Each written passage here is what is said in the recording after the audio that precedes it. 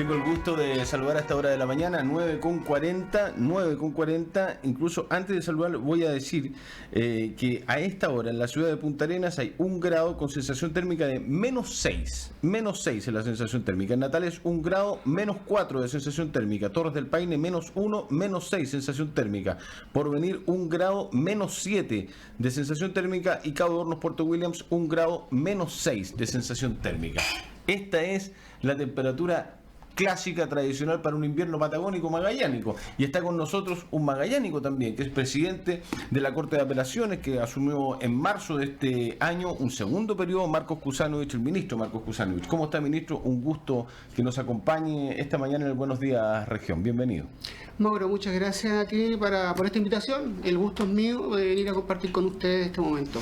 Hablábamos fuera de micrófono con el ministro y yo le decía si también en el Poder Judicial había afectado este apagón, esta ida a negro, que quedamos desconectados desde la medianoche hasta hace 1 hora aproximadamente, y las consecuencias que trae eso, pero también algunos análisis respecto de que nos hemos querido parecer o han querido hacerse parecer esta ciudad igual a otras ciudades de Chile, y somos distintos. Usted es magallánico, ministro, y yo creo que en el Poder Judicial tiene también resabios de esto, ¿no? Del centralismo, de la pérdida de identidad o de no entender la realidad local, porque se quiere centralizar todo en un solo sistema que es muy difícil para nosotros funcionar así, pues, ministro. ¿Lo ve así o no?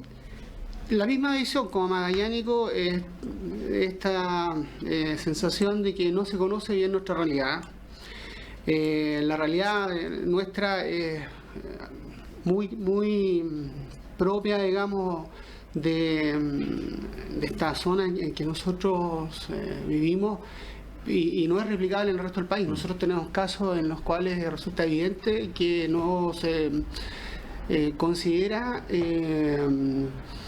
la circunstancia real magallánico. Voy a ponerte un ejemplo.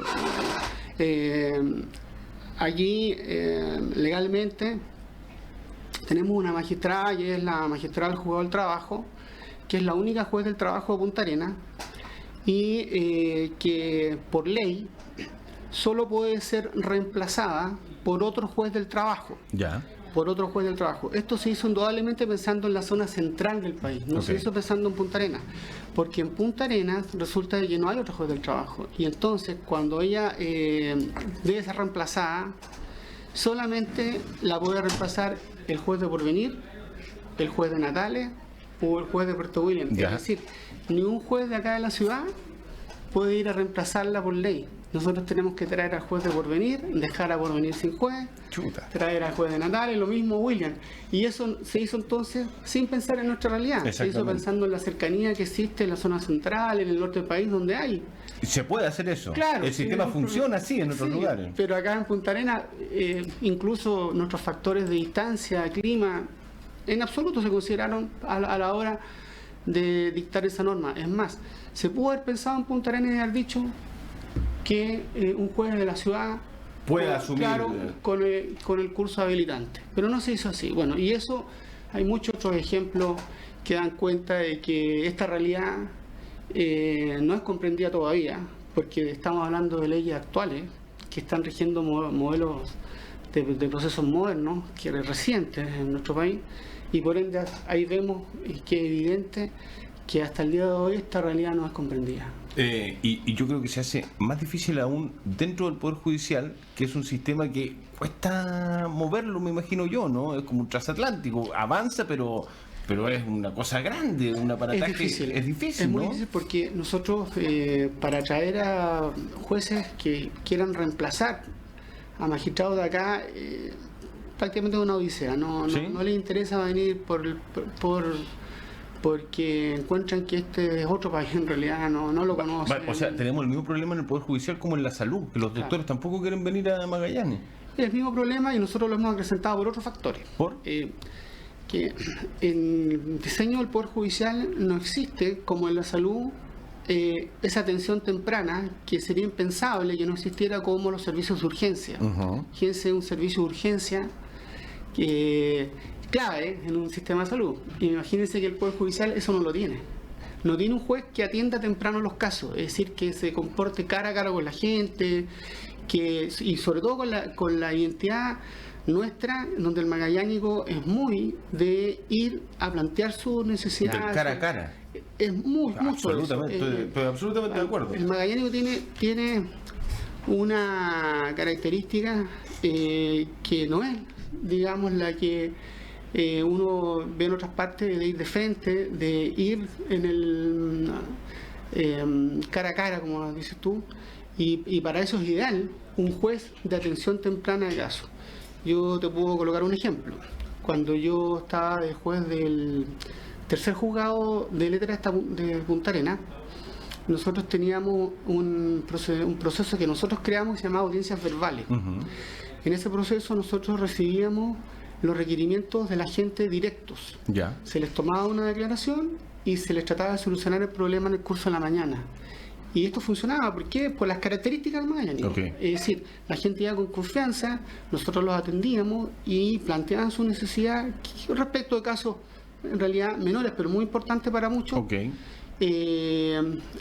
Daban los datos para ubicar a la contraparte, nosotros la contactábamos en la mañana y la contraparte iba porque el juez lo citaba. Ya. Y yo los atendía, digamos, en la mañana se solucionaban problemas. Y ese tipo de juez no está, imagínate, diseñado en nuestro modelo, que funciona y que está probado que funciona. No está. Y que hace descongestionar el sistema, ¿no? Que es Exacto. una de las grandes críticas, está congestionado. ¿Cuántas causas se ven en el Poder Judicial local? Y el acceso es complicado porque es caro. Tiene que ser con abogado, tiene que ser formalizado, hay que ir a la fiscalía, hay que ir a la Corporación de Servicios Judiciales, etcétera. En definitiva, el modelo hoy día lo que te hace es que no te atiende la urgencia, sino que te envía al tiro al pabellón. Es decir, el modelo nuestro, a diferencia de salud, ¿no es cierto?, lo que promueve es el juicio, que es lo peor. Es decir, promueve ir directamente al escenario de la confrontación, y eso no es lo ideal. Lo ideal es buscar primero el escenario de las salidas consensuadas o de acuerdo. Y en otros países existen los jueces de paz, o existen los jueces de conciliación, o los jueces de atención temprana de casos, como por ejemplo lo que vemos en la televisión, cuando hay un juez que recibe, digamos, o alguien que hace como juez, ¿no es cierto? Como la doctora Polo, para contextualizar, para que la gente entienda. Para que la gente entienda, debiéramos tener nosotros poder ofrecer a la gente ese acceso, debido a que aquí el perjudicado es el ciudadano. Nosotros seguimos funcionando con nuestras estadísticas, sí, con nuestro modelo, con nuestro sistema que se nos cayó, pero ya lo pudimos levantar, digamos, estamos andando. Pero resulta que el ciudadano es el que tiene el problema, el que tiene el requerimiento y no tiene la atención urgente. O sea, falta modernizar el Poder Judicial, ¿no? Falta, y eso hay que hacerlo en conjunto con el trabajo de los parlamentarios que dictan las leyes que nosotros aplicamos, el Ejecutivo que tiene que también generar las iniciativas para que estos modelos puedan llegar a la gente. Usted, ministro, es uno de los que tira el barco de la modernidad, yo lo he sabido, estuve reporteando y estuve estudiando antes de esta conversación. ¿Tiene apoyos a nivel central? ¿Tiene apoyos en el resto de Chile? ¿Hay otros ministros que piensen como usted? Hay muchos ministros que piensan como yo, pero estos son procesos que son procesos institucionales. Es decir, estos procesos se van desarrollando muy lentamente, pero en función, ¿no es cierto?, de iniciativas que se van abordando en general para todo Chile. ¿Ah?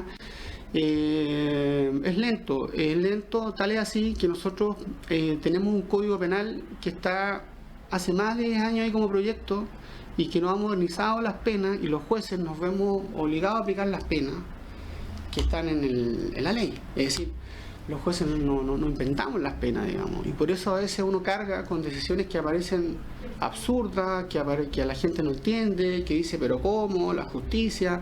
Pero en definitiva, los jueces no pueden inventar una pena para un delito. Están ya. Exacto.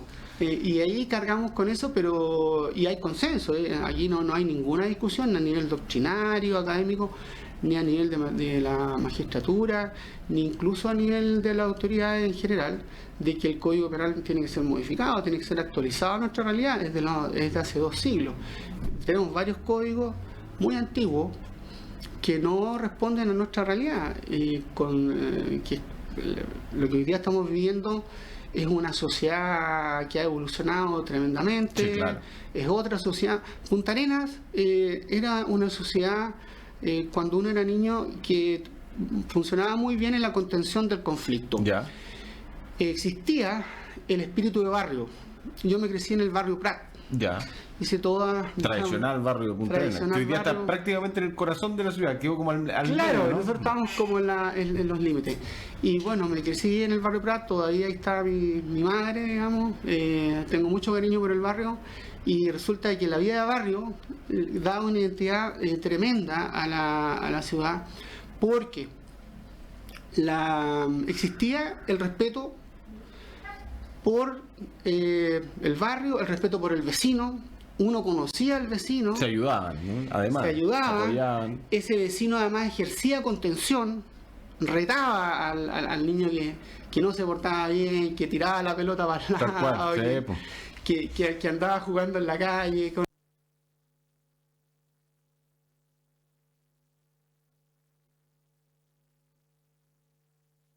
A la pelota, etcétera, y ese tipo de cosas. Pero era ordenatorio, era un factor. Nuestra estructura generaba una contención del conflicto.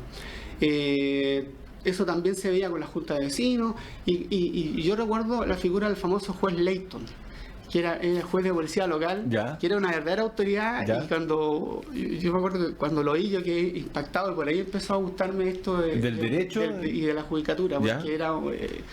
yo me acuerdo que yo lo vi una vez en el primer juzgado, y realmente era una figura impactante, digamos, porque ejercía una autoridad de lo que él decía, determinaba decisiones para toda la gente, que para mí yo encontraba que era muy motivante esa figura. Y bueno, esa figura más el factor barrio generaba la contención del conflicto. Hoy día eso no existe. Hoy día nadie conoce al vecino, nadie se preocupa, digamos, prácticamente del barrio. La gente vive hacia dentro de la casa y ha tendido a formar verdadera fortaleza en sus casas, digamos, a empoderarse allí, y no hay factores de contención del conflicto. Entonces el conflicto, al estar desatado, llega inmediatamente a tocar la puerta de los tribunales. ¿Y qué oferta le damos nosotros de acceso? Vamos al juicio.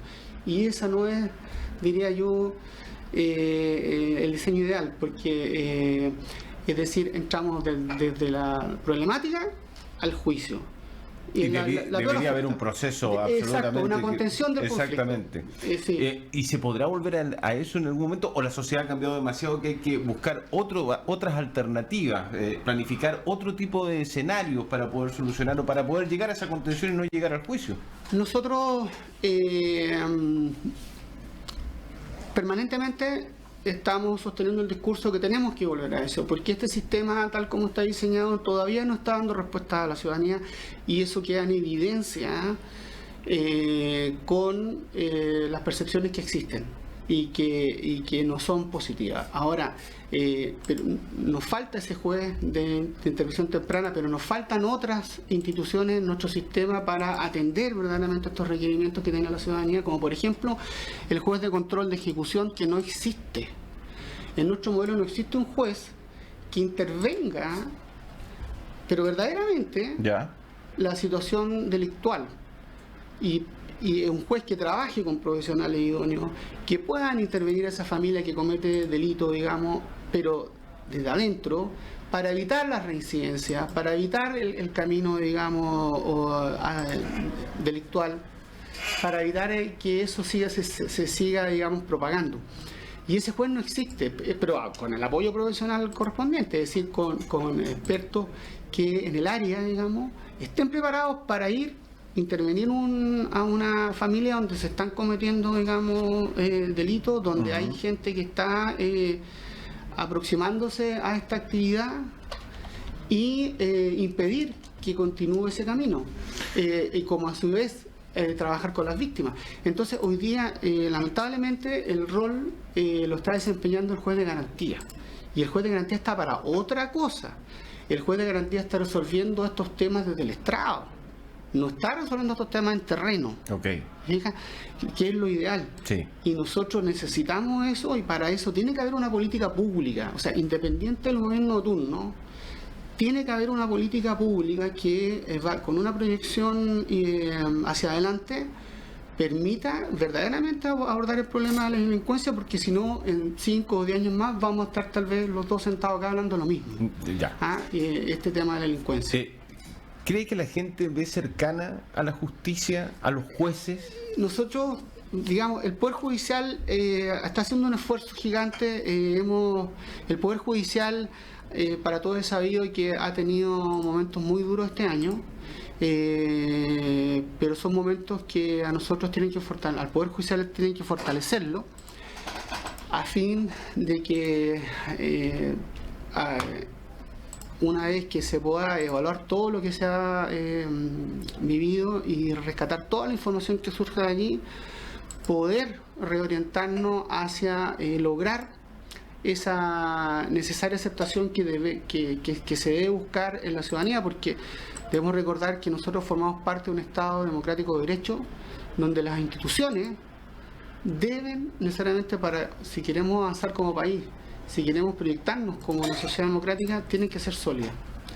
Y la solidez de las instituciones tiene que buscarse día a día para dar respuestas y lograr aceptación.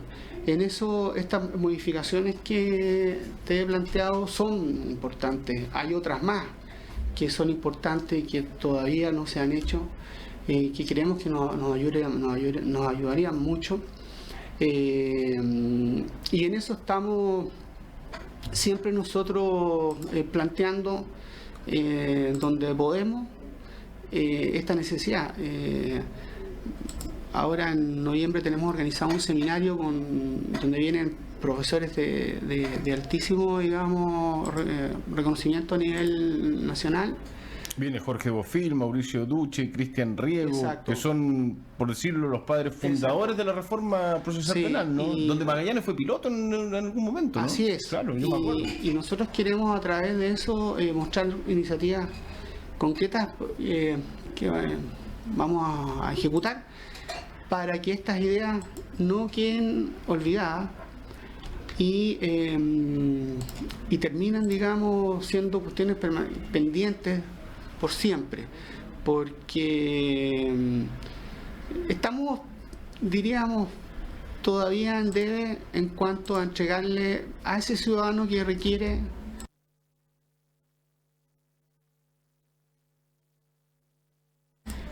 acceso a la justicia, la satisfacción de ese requerimiento y de su necesidad. Punta Arenas más, porque por la lejanía, Punta Arenas por los factores climáticos, por los factores, digamos, que diríamos de identidad que tiene el ciudadano y que cuida su ciudad y que siente más estas necesidades. Estamos conversando con el presidente de la Corte de Apelaciones, el ministro Marcos Kusanovich. Ya me voy a redes sociales porque hay algunas consultas que le quieren hacer también. Punta Arenas, la gente, yo recibo mucha información, muchas denuncias todos los días en la mañana, la gente se siente más insegura de lo que se sentía antiguamente, y muchos, incluso las autoridades parlamentarias, han dicho que hay entre un 20 y un 25% menos de dotación de carabineros. Eso me imagino influye, y además influye en la percepción de la gente. Dice, bueno, si hay menos carabineros, menos fiscalización hay, y uno lo puede ver. Eso cómo influye en el Poder Judicial. ¿Llegan menos delitos, más denuncias, menos denuncias? ¿Le influye o no influye en algo? ¿Piensa usted o sabe, tiene información también de que hay menos dotación de carabineros? Sí, porque me corresponde participar en la Comisión de Justicia Penal, donde intervienen las más altas autoridades relacionadas con la materia, entre ellas el general de Carabineros, director de la Policía de Investigaciones, fiscal regional, defensora regional, etcétera, el CEREMI. Y nosotros, como allí discutimos estos temas, ha aflorado allí este requerimiento de que no se siga disminuyendo la planta de funcionarios policiales, carabineros de investigaciones, a fin que se deje entender esta ciudad como la ciudad donde no se cometen un delito, donde no pasa no es nada, así, eso. Donde aquí estamos todos bien, digamos, el paraíso, no la bicicleta, los autos lo que era antes. claro. Pero esa no, ya ves, ya no nuestra era, realidad. no. Y entonces, como se ve esto como otro país, bueno, resulta de que se toman decisiones para probablemente reforzar otras partes de y Chile. otras necesidades, sí, pero no acá. Y entonces, ¿qué es lo que ocurre? Nosotros vemos que a partir de eso hay menos actividad policial en las calles, menos control y bueno, se van generando situaciones puntuales, accidentes de tránsito, mucho manejo sin licencia, mucho manejo... Manejo irresponsable, irresponsable, exacto, porque, digamos, no está ese control. Y eso genera situaciones que vemos a diario. A ver, nos preguntan a través del WhatsApp, ministro. Buenos días. ¿Cuál es la solución para el Tribunal del Trabajo? Hay mucha demora, no pueden haber más de 2 audiencias en la mañana. ¿Por qué es así? ¿Hay alguna solución para eso, ministro? Es legal, definitivamente es legal. ¿Por qué? Porque la magistrada tiene hoy día agenda para octubre. Mire. Y esa es la realidad. Ella tiene, por estadística, mucho más ingresos que cualquier juez, pero que cualquier juez, ¿Ya? de cualquier juzgado del trabajo de la región metropolitana, por lejos. Sobre 200 causas este año, solamente respecto al que tiene más ingresos en esa región y de ahí en general en Chile. Usted dio una declaración hace unas semanas haciendo una comparación con una comuna de Santiago que era increíble la cantidad Claro. de causas que tenía la jueza acá respecto Exacto. a Santiago. En relación a Santiago, hoy día ya tiene 865 ingresos. Increíble. En circunstancias que el juez de Santiago, que tiene más ingresos, registra 593. Por lo tanto, ahí hay un dato duro que habla por sí solo, que donde no se previó esta explosión, digamos, de causas que se vino dando en el último tiempo, que ha ido ralentizando todo. Y por supuesto, se ve agravada por el hecho de que como es una sola juez y solamente puede ser reemplazada por venir. Lo que hablábamos al principio. Claro, y eso nos genera, digamos, un efecto rebote negativo, en este caso concreto, para la realidad por venir. ¿Por qué? Porque ocurre en Porvenir también ocurre algo digno de replay, digamos, que tampoco se consideró. Tenemos un secretario del juzgado que es conservador de bienes raíces, notario a la vez es receptor judicial, es decir, él está cumpliendo una multiplicidad de funciones a la vez. Él tiene que cumplir horario en el tribunal de 8 a 4 de la tarde, de lunes a viernes, y sábado de 9 a 1. Y después tiene que ser notario y tiene que ser conservador de bienes raíces. A la vez. Entonces, ¿qué ocurre? Cuando la magistrada necesita reemplazo y el juez de Porvenir viene a Punta Arenas, Porvenir se queda sin nada. No, y el secretario se queda más de juez. Ah, claro, además se queda de juez. Entonces es increíble si lo miramos desde la perspectiva de alguien que quiere un buen servicio, un servicio de calidad, que quiere ir en una hora en la mañana a hablar con el notario, con el conservador, se va a encontrar con que está cumpliendo funciones en el tribunal y no lo va a poder atender. ¿Tiene solución esto, ministro? Claro, que nosotros lo hemos planteado en todos los frentes, en todos los ámbitos, porque la solución es legislativa. Ya. Separar los cargos en Porvenir, es decir, que Porvenir pueda tener recursos para un conservador, claro, para un notario, o que el conservador y notario se coman natales, ya, el único, uno solo, ¿no es cierto? Perfecto. Y que el secretario se pueda abocar a su trabajo en el tribunal, cosa que él mismo ha pedido porque se da cuenta que no da abasto. Por cierto. Y que en Punta Arenas tengamos un segundo juez del trabajo. Porque nosotros en Punta Arenas tampoco tenemos juez de cobranza. Y a todo este ingreso que tiene la magistrada se suma que ella además es juez de cobranza, donde lleva más de 1.200 causas de cobranza. Y la cobranza tiene que ver con ese trabajador que obtuvo una sentencia favorable y que después no la puede cobrar, digamos. Claro, o sea, se queda con un buen fallo. Sí. Entonces, eso tiene que ser reforzado. En otras ciudades hay juez de cobranza aparte. Acá la magistrada hace a la vez el trabajo de cobranza, es decir, eso suma a todo lo que estamos diciendo, y entonces la mejor solución es un segundo juez del trabajo que haga trabajo y cobranza.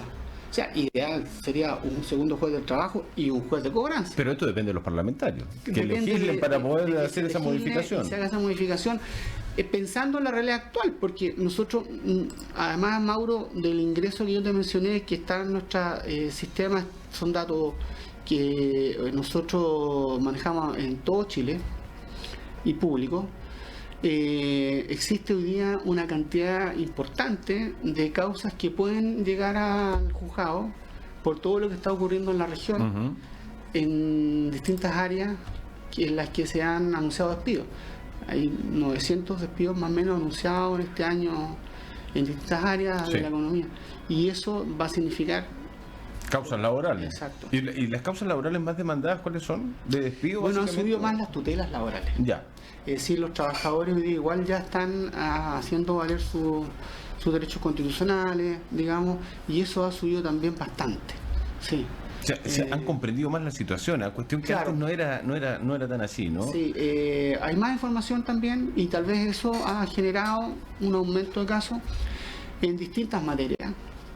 Pero por lo mismo, se requiere todavía más esta contención, la posibilidad de buscar la mejor justicia, que yo diría que son los acuerdos.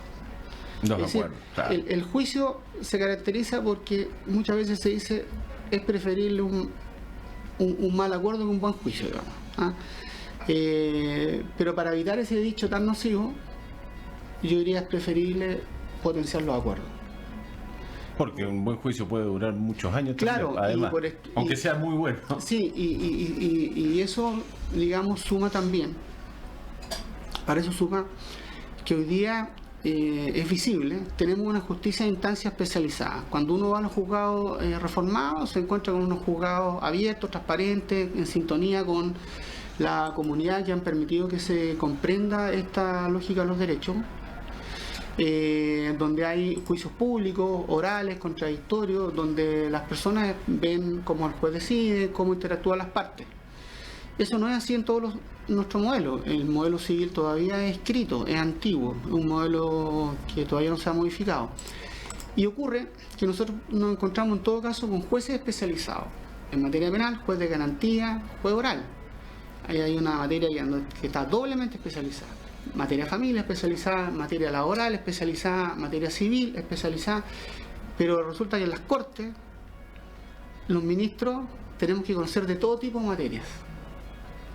Y ahí también hay un punto importante que poner, digamos, sobre la mesa a la hora de hacer este análisis, porque en sintonía deberíamos tener justicia también de segunda instancia especializada, para dar mejor respuesta. Por cierto. Si hoy día en cualquier actividad hablamos de la especialización y la subespecialización para dar las mejores respuestas, nosotros no la tenemos.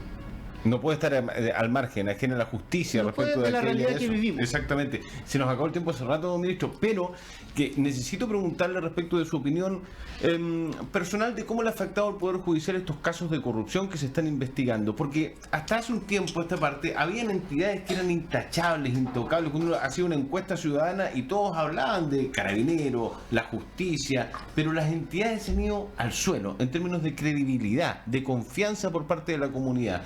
¿Cree que el Poder Judicial está en esa tela de juicio, o estos últimos casos que se han sabido públicamente y que terminan incluso con el suicidio de un funcionario del Poder Judicial le han afectado o no le han afectado? ¿Cuál es su visión, su opinión, su análisis respecto de lo que ha sucedido, sobre todo este año que ha sido golpeado el Poder Judicial? Es lamentable, realmente lamentable. Nosotros vemos que había un colega, un ministro de Corte, que termina en un suicidio. Algo tiene que hacernos, digamos, replantear en relación a toda esta temática. El Poder Judicial, yo creo que ha abordado esto en la lógica que corresponde, que es el debido proceso. La lógica del debido proceso implica necesariamente que esto tiene que pasar por un proceso, por una etapa de investigación, donde se van decantando todos los antecedentes con miras a esclarecer las denuncias. Luego se formulan cargos, se escuchan a las defensas, ¿no es cierto?, y se toman las decisiones finales. Hoy día este proceso está en curso todavía en el ámbito administrativo, porque está tramitándose un cuaderno de remoción donde todavía no se ha escuchado los alegatos de los ministros y los argumentos que ellos pueden aportar. Y en paralelo hay procesos penales, donde incluso están involucrados fiscales que llevaron estas investigaciones. Entonces, nos encontramos con que todavía hay mucho camino que recorrer para poder depurar toda la información en base a los antecedentes que finalmente resulten ser fidedignos y concretos para llegar a conclusiones finales, porque en un primer momento se habló de digamos, un amplio espectro bien problemático en el tema de la área de la ejercicio de influencia, la corrupción, Sí. el cohecho, etcétera. Pero ocurre que de todo eso que se habló mucho en el momento tiene eso a decantar y ya estamos quedando con lo concreto. Y una vez que nosotros podamos recoger, ¿no es cierto?, el resultado final, ahí vamos a poder recién sacar las evaluaciones correspondientes, porque en este minuto todavía tenemos un debido proceso que debemos recordar está guiado por la presunción de inocencia. Y la presunción de inocencia, en bien breve, nunca se va a llegar a comprender si nosotros no somos capaces de entender que no por el hecho de estar sentado en el banquillo los acusados, uno es se culpable, exactamente. Y es parte de la educación también de la ciudadanía, Claro. es un tremendo tema. Lo vamos a dejar cordialmente invitado para una Muchas gracias. próxima y ojalá Encantado. cercana ocasión para que sigamos Encantado. conversando de temas que quedaron. Tribunal en Puerto Williams, hay tantas cosas. Por supuesto. Ministro, presidente de la Corte de Apelaciones, Marcos Kusanovich, muchas gracias por acompañarnos esta Gracias, mañana. Mauro, a ustedes por la invitación y bueno, hasta el próximo programa, si me invitan, por supuesto, estaremos acá. Ahí lo vamos a estar invitando y vamos a estar conversando más. Muchas gracias, ministro. Gracias. Pausa y volvemos.